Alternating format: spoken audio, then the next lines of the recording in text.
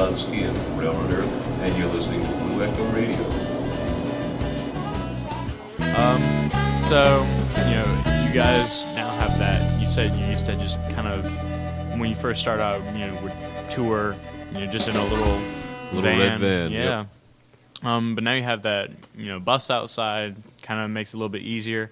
But has there ever been a time when, maybe just after like kind of a rough tour or just bad weather, just anything where, the band just kind of seemed like at each other's throats, or has it been relatively low key for the most part? It's pretty low key because everybody, even prior to joining this band, had been on the road, in one capacity or another. So I think everybody kind of knew the drill and learned how to deal with it. And a big part of that is finding your own personal space and doing what you enjoy doing in the little time you have, and just trying to sleep and stay healthy, Mm-hmm. But everybody had kind of been through the drill before and knew how to survive, so it as could be expected, anytime you cram a large number of people together for a long period of time, it does get intense. But we're lucky, I think, in just the personalities that we have and the people we have, and again, everybody knows the drill. They weren't surprised to find suddenly that they're going to be sharing a small living space with 11 other people for weeks on end. Yeah. Well, I think that makes you much luckier than some of the other bands that we've encountered before. That's really good that you guys can kind of have that lower key relationship with each other. I remember it's gone now. There's an old club called the Wetlands in New York City, and from our early days rolling around in the standard issue Ford Econoline van, and they have these sort of cardboard, chipboard roof coverings on the inside. And in the old Wetlands in New York, in the backstage dressing room, somebody had taken one of these out or torn half of it out, and it was kind of hanging on the wall. But someone had written over this thing at least 10,000 times in very small lettering, "I hate this van, I hate this van, I hate this van, I hate this van," on and on. So anybody who has done that, that style of touring and saw that immediately could recognize, yeah, I hate this van. And you could not write it enough times on the roof of that wall to account for all the times you thought that. Well, we're very glad that you've come past the van and now have gotten to the point of having a nice large bus. It helps a lot to tour around. Sure. It definitely. It does.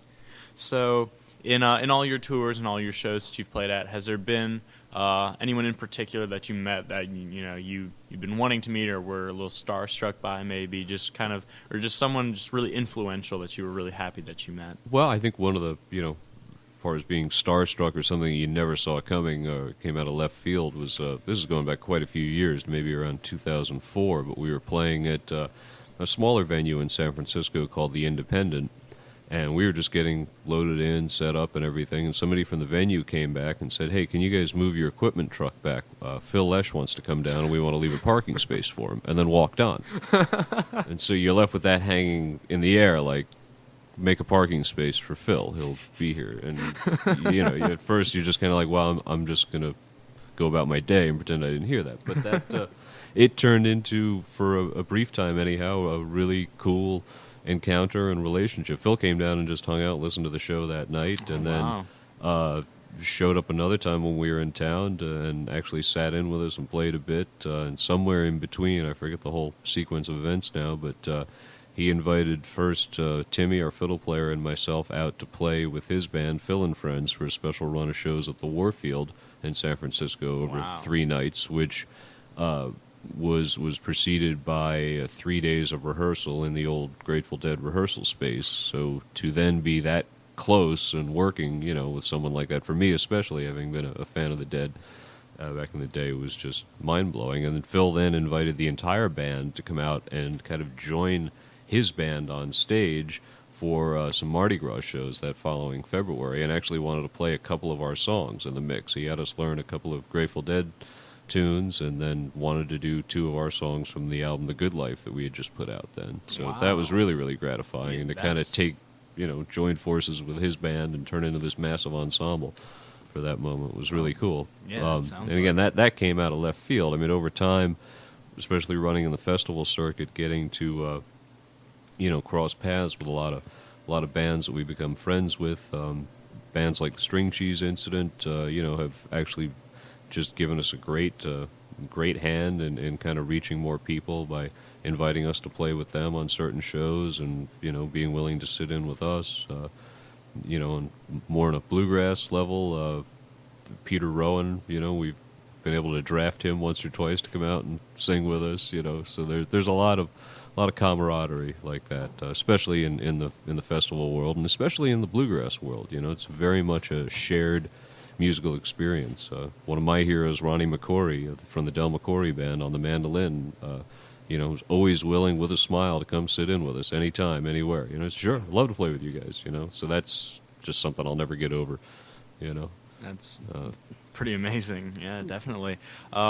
So just kind of addressing when you got to meet Phil, you're going and you're playing with, just someone that, you wouldn't expect to. What's kind of, going through your mind just at that point? You've been together for about 3 years in 2004, and just kind of, would you ever have expected that, or just never would have? And that's kind of the beauty of this, is you don't know what's coming around the corner. it keeps it fun and keeps it interesting. But yeah, to go out and do something like that, it's a great feeling, and it gives us something to think about and work on that perhaps we never would have. And honestly, from that experience, and probably for not too many other reasons, we learned a couple of Grateful Dead songs that we just came to really like and kind of adapt to ourselves. And we don't play them very often, but once in a while, on a special occasion anymore. But it really came from that. And I don't know that we would have done that had we not, come across that situation. Well, that's just kind of fantastic. I'm a little kind of blown back by that. I've definitely listened to the Grateful Dead in my time, so that's amazing.